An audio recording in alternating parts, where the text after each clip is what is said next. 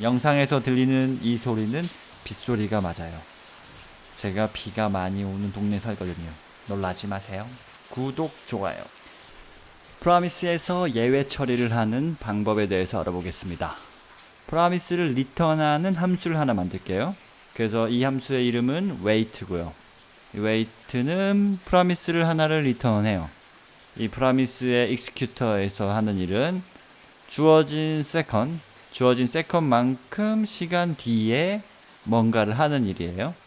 프라미스에서의 예외 처리를 설명하려고 한 거기 때문에 리졸브를 하지 않고 리젝트를 하도록 했어요. 그래서 텍스트로 에러라고 해가지고 리젝트를 했어요. 그러면 한번 얘를 호출해보죠. 프라미스 패턴인데 그냥 바로 함수죠. 얘도 그냥 함수예요. 그래서 그냥 세컨 3초 뒤라고 해서 얘를 눌러서 실행해보면 uncut error, 원래 우리가 프라미스가 아닌 동기적인 기본적으로 했을 때도 uncut error라고 나왔었죠. 근데 이제 여기에서 뭔가 에러가 처리되지 않았다는 뜻이고 기존과 다른 거는 inpromise라고 적혀 있어요. 그럼 기존처럼 try catch를 이용해서 요 예외를 한번 잡아보도록 하죠. 이렇게 해서 해보면 안 잡히죠. 왜냐면 이거는 동기적인 코드 실행이 아니에요. 그래서 예외를 발생하는 타이밍이 이 try가 싸고 있는 이 코드가 실행되는 타이밍이 아니라 나중에 새로운 콜스택이 비었을 때 나중에 타이머가 Q에 넣고 그 Q의 내용이 새로운 콜스택에 쌓인 거기 때문에 여기 try 구문에서 캐치가 되지 않는 거예요. 그래서 프라미스에서의 예외 처리는 try catch로 쌓는 게 아니라 프라미스의 catch라는 함수를 이용하면 돼요. 캐치를 이용해 볼게요. 3초에서 캐치 이용해서 이 에러 하는데 콘솔 오타가 있죠. wait 콘솔의 로그에 2 찍어 볼게요. 그럼 이번엔 에러라고 나왔어요. uncut라고 안 나왔죠. 여기서 잡힌 거예요. 그럼 여기서 좀 구분을 하기 위해서 앞에 first catch라고 할게요. 그럼 first catch error라고 잘 나왔어요. 우리가 프라미스를 쓸 때 프라미스의 편리한 점 중에 하나가 바로 프라미스가 체인 형태로 계속해서 프라미스 함수를 넣을 수 있다는 거예요. 프라미스의 then과 catch를 사용하다 보면 처음 프라미스를 사용할 때는 이 catch와 then의 체인이 행동이 다르다고 느낄 거예요. 왜냐면 then은 계속 호출해도 되거든요. 그러니까 그 얘기가 뭐냐면 뭔가 보통 우리가 프라미스를 쓸 때 많이 쓰는 패턴이 이 프라미스를 리턴하는 함수를 하고 그 다음에 순차적으로 해야 되는 일들을 이렇게 then 해서 해요. 그러면은 wait가 성공했을 때 첫 번째로 얘를 하고 두 번째로 얘를 하도록 순차적으로, 그러니까 순서를 따르도록 실행을 하려고 할 때 이렇게 then을 계속 체인을 걸죠. 프라미스에서 예외가 발생했을 때도 여러 처리들을 순차적으로 넣고 싶을 수도 있어요. 그럼 이거와 동일하게 패턴을 쓰면 그럼 이렇게 동일하게 이 패턴으로 한번 해볼게요. 그럼 캐치를 두 개 넣어보도록 할게요. 그리고 두 번째는 이렇게 두 번째 캐치 세컨드죠. 이렇게 해서 실행해보면 두 번째가 실행되지 않아요. 왜 then은 계속되는데 캐치는 계속되지 않을까요?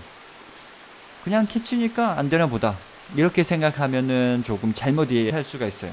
프라미스의 체인은 보통 많이 쓰는 체인 패턴이랑 좀 다른 점이 있어요. 보통 체인은 계속 같은 객체를 리턴하거든요. 그래서 예를 들어서 wait을 할 때 리턴한 객체가 그 다음에 또 뭔가를 해서 리턴을 한 객체와 그 다음 또 리턴을 한 객체가 모두 같은 객체예요. 하지만 프라미스의 체인은 첫 번째 했을 때 나온 프라미스랑 두 번째 캐치를 했을 때 또 나온 프라미스랑 다른 프라미스예요. 나중에 프라미스에 대해서 자세히 다루는 영상에서 이 부분에 대해서 차근차근 설명을 해볼 건데요. 여기서 간단히 설명을 하자면 여기 wait를 실행할 때 리턴된 프라미스는 여기 프라미스의 executor 파라미터의 실행 상태를 나타내는 프로미스예요. 그래서 요 프로미스에서 예외가 발생했을 때 이 캐치를 실행시켜라 한 거예요. 여기 캐치를 실행하고 나서 리턴된 프로미스, 그러니까 여기 요 밑에 캐치를 붙인 프로미스는 얘죠. 그럼 얘는 이 웨이트와 이 전혀 상관이 없는 애고요. 여기 이 캐치 자체의 행동이 제대로 됐는지에 해당하는 프로미스예요. 그래서 여기 이렇게 캐치를 걸었잖아요. 이 캐치는 바로 이 파란색 부분이 정상적으로 동작했는지를 나타내는 프로미스에 걸어둔 캐치인 거예요. 그러니 이 얘기는 무슨 얘기냐?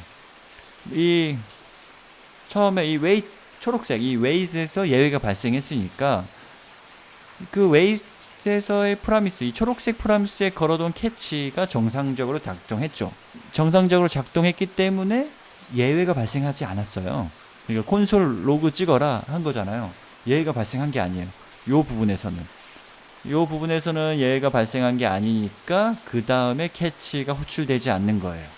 그래서 계속 같은 프로미스에 뭔가를 붙이는 게 아니라 앞에서의 프로미스 앞단계, 그러니까 바로 앞단계가 계속 새로운 프로미스를 리턴하는 거고, 이 프로미스의 상태에 따라서 그 다음 then이나 catch가 호출되는 거예요. 헷갈리죠? 그러니까 프로미스에 대해서는 자세히 다시 따로 다뤄볼게요. 중요한 건 계속 같은 애에 거는 애가 아니다. 그래서 이 두 번째의 캐치가 바라보고 있는 예외는 바로 앞에 요 캐치를 수행하는 동안 예외가 발생했느냐예요. 그래서 요 초록색에서의 캐치는 웨이트에서 발생하는 예외가 아니라 이 노란색 캐치 함수가 정해놓은 1을 수행을 할 때 예외가 발생했는지를 보는 거예요. 그러니 노란색 자체는 웨이트에서 예외가 발생하면 이렇게 로그를 찍어 이거잖아요. 이 로그를 찍어, 웨이트에서 예외가 발생하면 로그를 찍어라고 한 일이 시킨 일이에요. 그래서 이 일을 정상적으로 잘 했으니 두 번째의 캐치는 실행되지 않는 거예요. 오히려 캐치가 아니라 then이 실행되겠죠. 왜냐면 이 노란색 부분은 정상적으로 예외 없이 동작을 했으니까요.